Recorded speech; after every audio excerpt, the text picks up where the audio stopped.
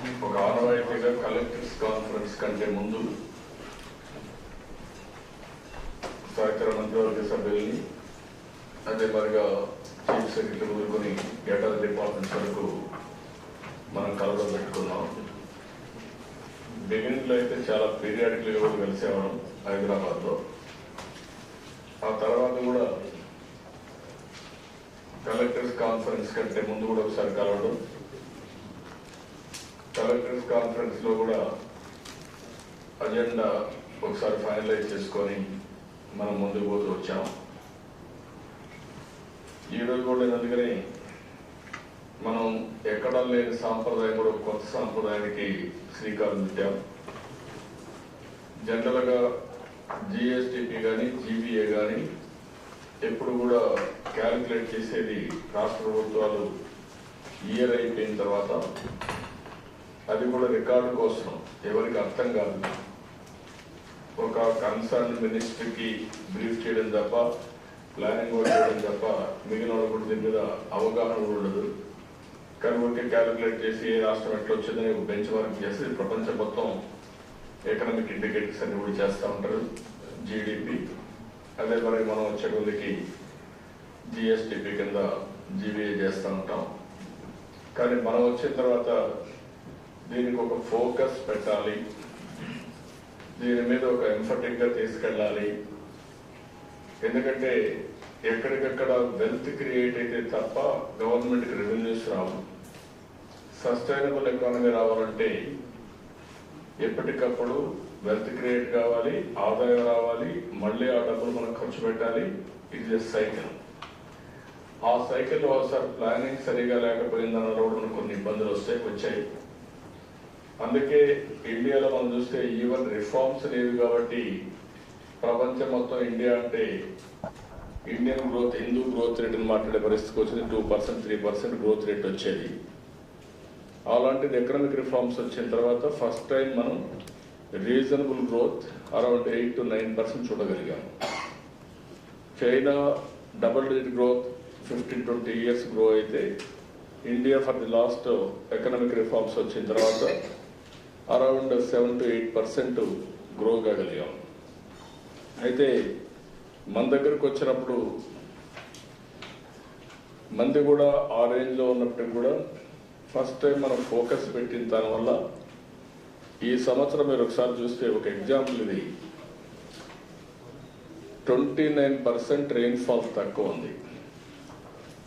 ఎప్పుడైతే ఫోకస్ పెట్టి కాన్సన్ట్రేట్ చేసామో first half yearly అగ్రికల్చర్లో 25.6% పెరగగలిగాం.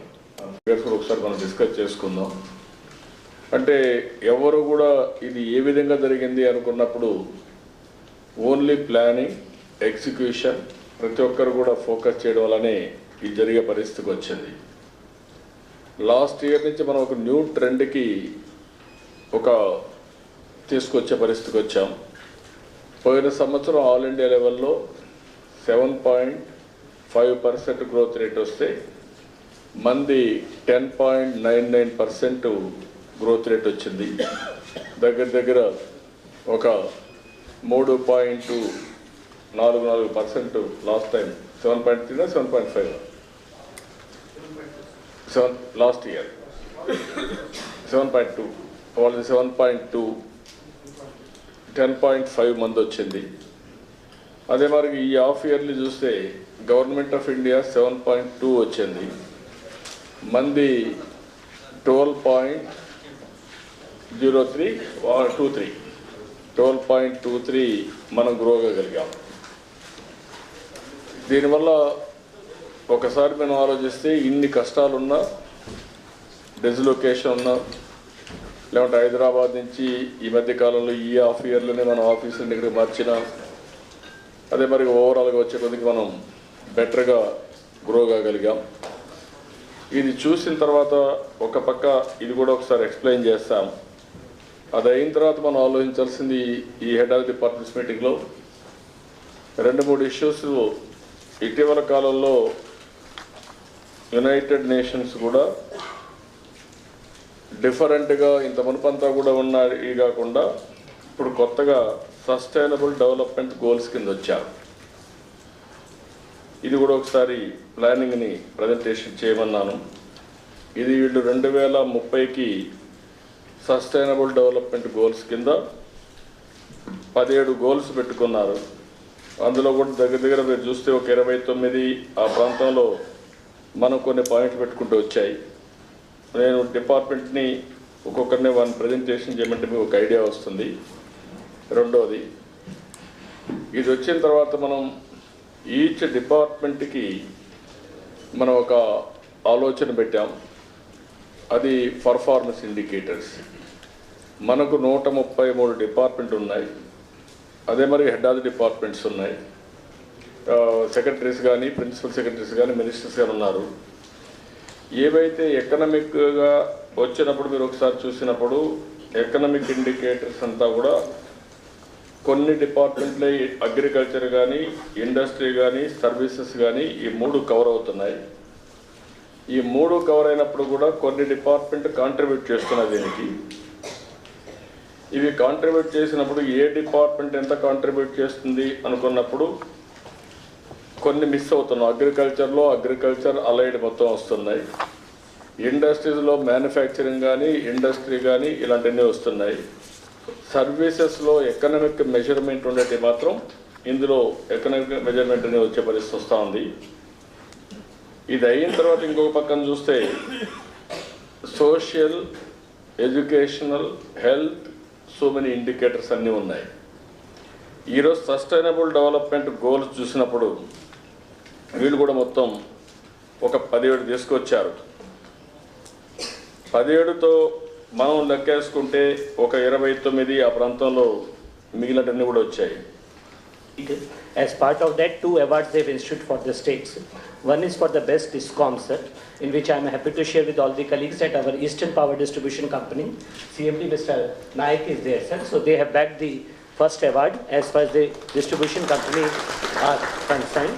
This is primarily because we distributed LEDs, sir, to all the households. Then municipalities all have been covered with, LED street lighting.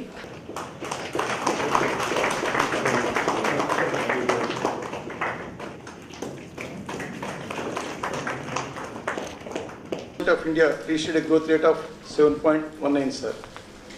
Keeping the initiatives taken by the government on focus sectors and also coupled with the considering potentiality of certain sectors, percent, sir, as against the target of 18.20 during the first half year, whereas the government of India registered a growth rate of 4.69%, sir. Fishing sector alone registered an impressive growth rate of 42.57%, sir, as against the target of 33.26%, sir, whereas the government of India registered a growth rate of 5.26%, sir. It could be seen from the table, sir, the fishing sector has achieved the shortfall of 538 crores against the target, sir. Total, there is a surplus of 423 crores in agriculture and allied sectors. Sir, as you very well know, sir, the milk is the first growth engine in our state, sir. Whereas paddy is contributing only 12,000 crores, sir. A trust to be given state of AP has been blessed with natural resources on this state, sir. Resource for enhancing GVA and the forest sector, sir. The state of AP is promoting government-sponsored programs, sir. Horticulture surplus 55 crores, livestock. This is only subsectors. The thing is surplus of 1,108 crores, whereas in industrial sector are the target for the subsectors of the next half year, sir. The department can focus actively to achieve the secretaries and take appropriate measures to achieve the targets for the next half year, sir.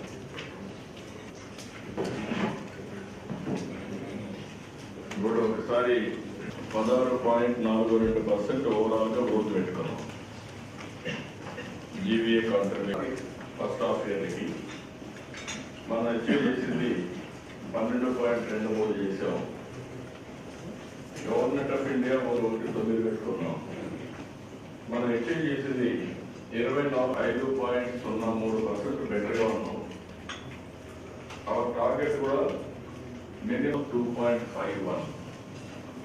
ఎక్కడైతే agriculture బాగా ఎక్కువ మంది ఉంటారు కాబట్టి ఇది చాలా వరకు వెసులుబాటు వస్తుంది.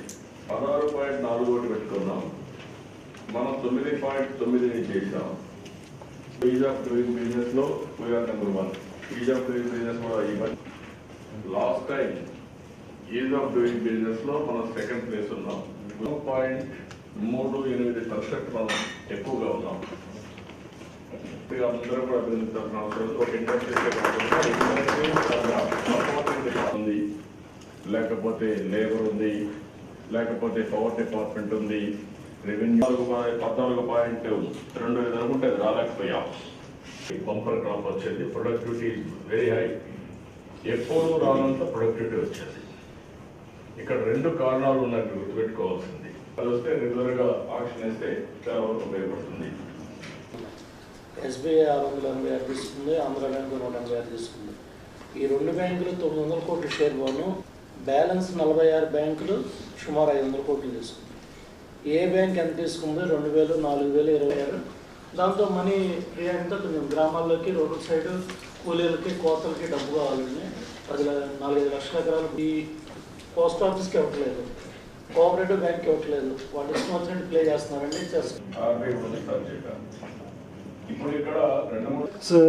చేస్తున్నాయి సార్ కొన్ని, వాటికి స్ట్రైట్ అవే వెళ్తుంది సార్, ఇంకా వేరే ఏ బ్యాంక్స్కి వెళ్ళదు. కాబట్టి ఓన్లీ స్టేట్ బ్యాంక్ నుంచే 15 బ్రాంచెస్కి అట్లా డైరెక్ట్గా వెళ్ళింది సార్. స్టేట్ బ్యాంక్ నుంచి ఆ డబ్బులు బయటకు వచ్చినాయి సార్.